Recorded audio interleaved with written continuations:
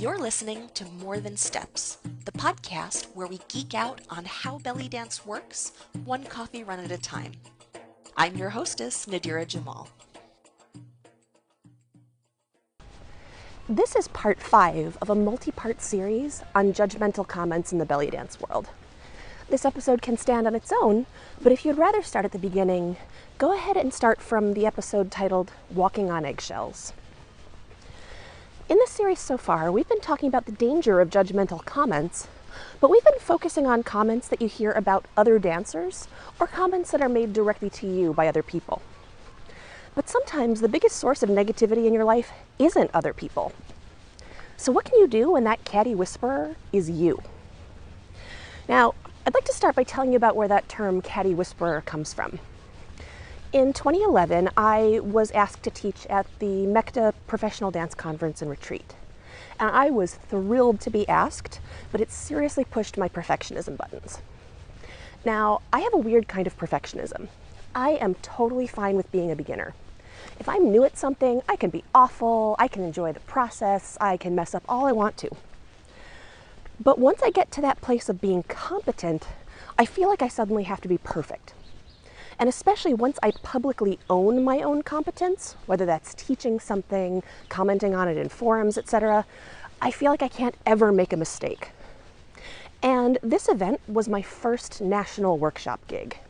I was also coming off of an injury. And I had this feeling like I needed to be 100% perfect at every style of belly dance and every topic in belly dance now.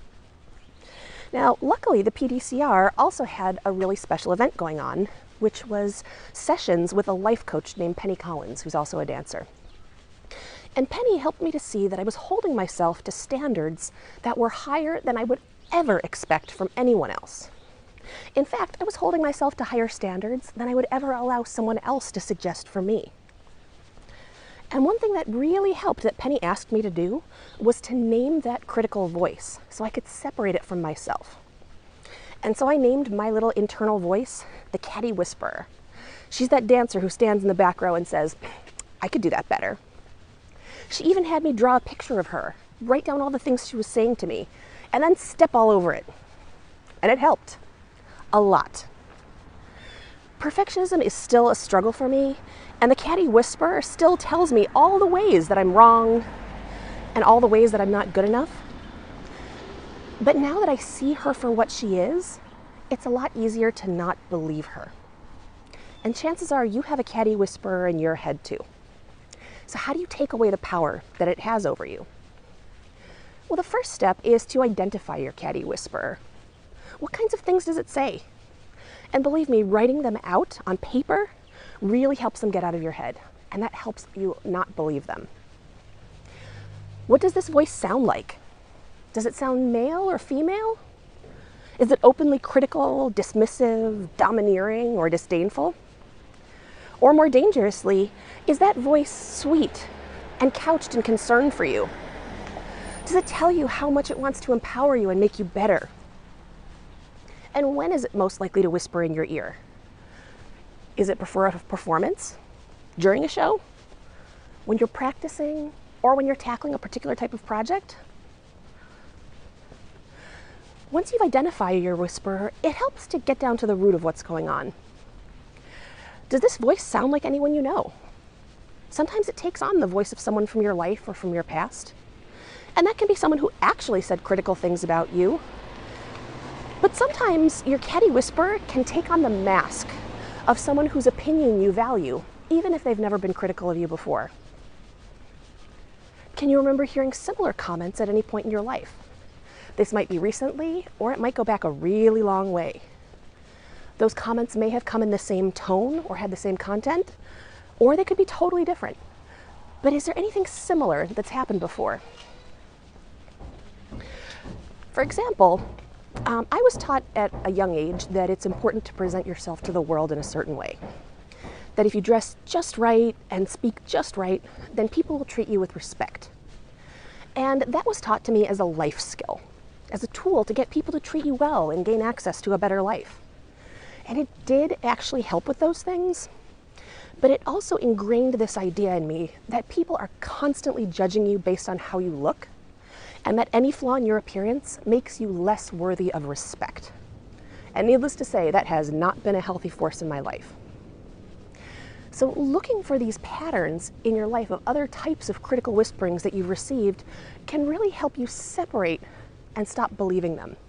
It doesn't make them disappear, but when you can take that step back from those critical thoughts, instead of accepting them without question, they don't hold the same power over you.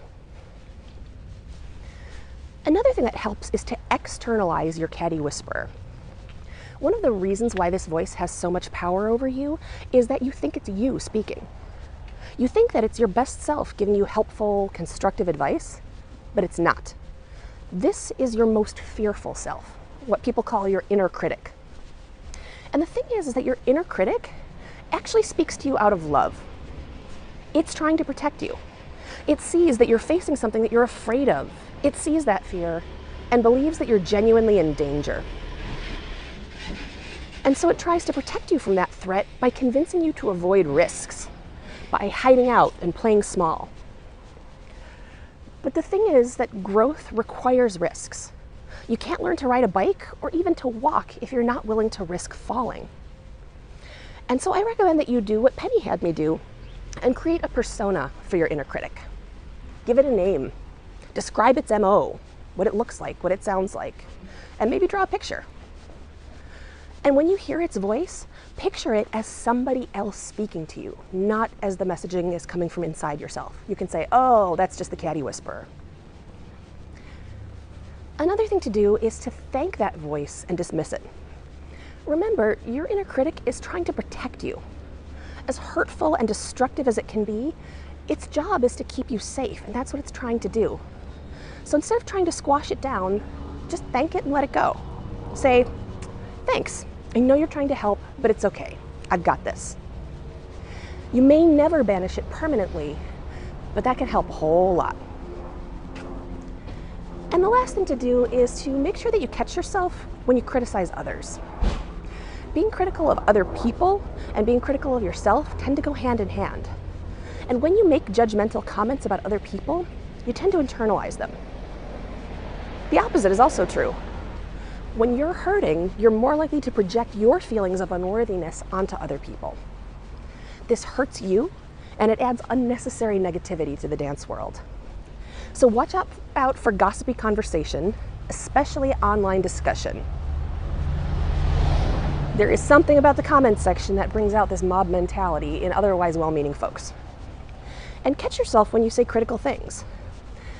Earlier in the series, we also talked about a type of comment that's particularly insidious, which is obviously judgmental comments with a caring tone or this sense of false concern. And remember that your comments don't have to be directed at anyone individually to be harmful and negative. When you catch yourself doing this, just stop. Interrupt yourself in the middle of your sentence. Or better yet, call yourself out on it. Just say outright, wow, that got kind of judgmental. Or, I didn't really mean to get so negative. Or whatever phrasing makes sense for you. Just stopping helps a lot. But actually saying out loud what was going on reinforces that you don't want to engage in that behavior anymore. And letting other people hear you say that helps set two important norms in your dance community. It sets the expectation that judgmental gossip is not okay, and also that it's okay to make mistakes, admit to them, and try to do better. And both of these things help you create a healthier dance community. All right, so we've gotten to the end of our series on judgmental comments. If perfection and negativity are big issues for you, I highly recommend that you listen to episode 44 of my other podcast, The Belly Dance Geek Clubhouse. That was titled The Power of the Positive Dancer with Zahra Zuhair, and you can find that at bellydancegeek.com/clubhouse-archives. Thanks for listening. For more geektacular resources, visit bellydancegeek.com.